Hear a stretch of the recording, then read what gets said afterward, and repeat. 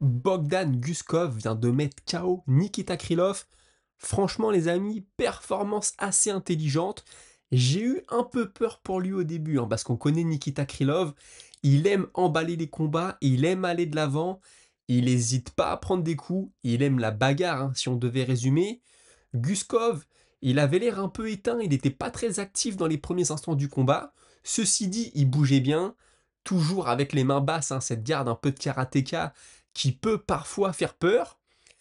Quand il a touché Krylov pour la première fois, il s'est pas jeté dessus, c'est vraiment je t'ai touché, je t'ai montré que j'étais dangereux, mais j'en fais pas plus, je ne veux pas prendre de risques, je ne veux pas te donner l'opportunité d'emballer le combat et de me toucher comme ça sur un échange un peu sauvage.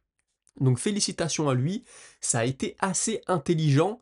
Et puis par contre, Krylov, lui, il n'a pas été malin du tout, parce que le KO, il le prend en voulant envoyer un coup de pied isolé. Il se fait contrer sur une droite en ligne, magnifique d'ailleurs. Le timing était parfait, c'est quelque chose qu'on aime beaucoup. On le dit toujours, quand tu envoies une jambe isolée, quand tu ne masques pas tes attaques de pied avec des attaques de poing, tu prends un risque.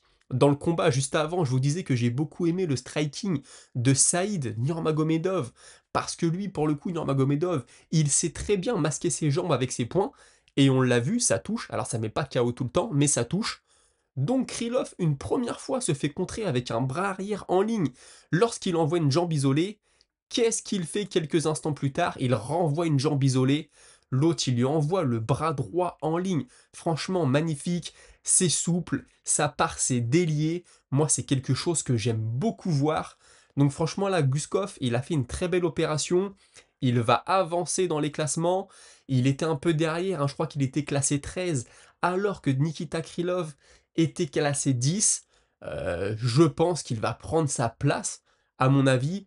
Je ne sais pas ce que lui réserve l'UFC pour la suite, mais combattant assez intelligent, on l'a vu, au contraire de Krylov pour le coup. Après, Krylov, c'est aussi sa façon de combattre, de toujours aller de l'avant, de toujours vouloir emballer les combats. L'UFC aime ça, les fans aiment ça, mais le problème, c'est que quand tu tombes sur un adversaire un peu plus intelligent, eh bien sûr, ça ne passe pas à tous les coups.